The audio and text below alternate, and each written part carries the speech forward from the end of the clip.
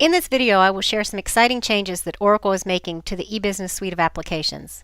I'm Gail, a solutions architect in Oracle's application division. I'm going to demonstrate an example of these cutting-edge EBS extensions for Endeca within Enterprise Asset Management, or EAM. Taking on the role of a maintenance superuser, it's my responsibility to ensure that I'm monitoring asset costs and recommending replacement versus repair. As I log in, I'm presented with my home page, which presents to me an overview of metrics for my work happening in my organization, the activities against the assets, some charts with respect to the work, and on the left, search boxes, guided navigation, and range filters. I'm going to focus in this flow specifically on assets and review costs about these assets. My Asset tab has similar information, this time metrics with regard to the assets across my organization, the types of asset groups for my assets, and let me just collapse this table briefly for real estate purposes. I'm presented all of the assets across my enterprise, both capital and rebuildable. I want to focus on what's happening with my maintenance costs. And in this crosstab section, I have a table of costs filtered already from high costs to lowest for the incurred maintenance costs across my organization. As I might expect, there are some buildings that show up in the top spend, but what's not expected are assets such as these HVAC units and an elevator. I'm going to specifically focus in on the HVAC units because I know that recently we replaced this elevator. Hence the cost.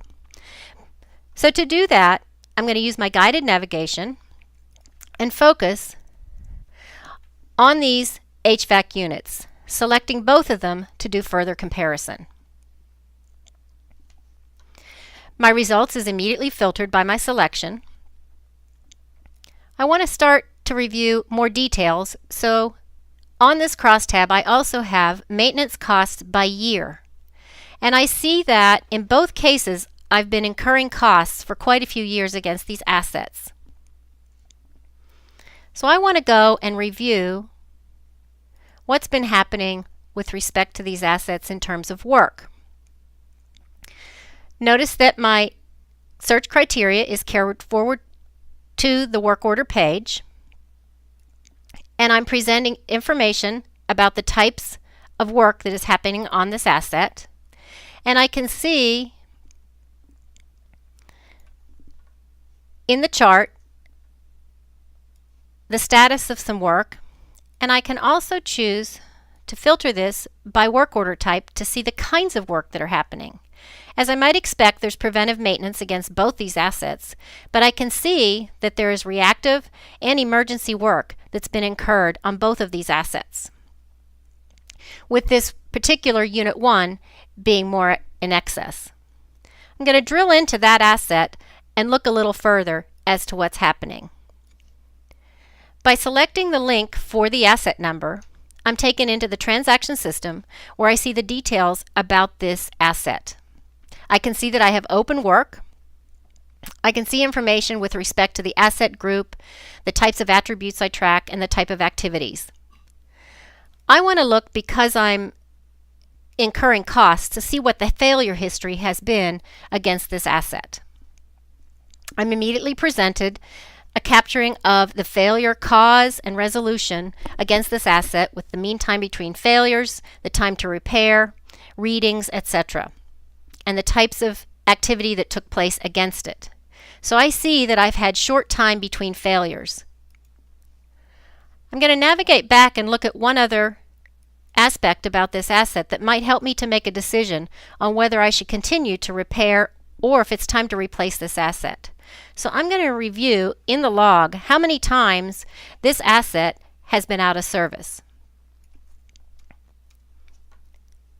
I search for that type of event, and I can see that over the period of the last few years I've had this asset out of service a number of times, and it appears that that number has been increasing. So based on this criteria, I decide that I'm going to create an event and notify my capital budgeting department that I'm going to recommend replacement of this asset due to the excess cost of maintenance. I apply this transaction, and that event will trigger a notification to the appropriate department. As you have seen, I went from information discovery, providing me an overview of metrics and charts, and very quickly focused on specific transactions requiring attention. Using contextual searches, guided navigation, and interactive results, I was able to identify and prioritize transactions and drill seamlessly into the application to take action. We look forward to sharing more of these revolutionary extensions to our eBusiness suite of applications.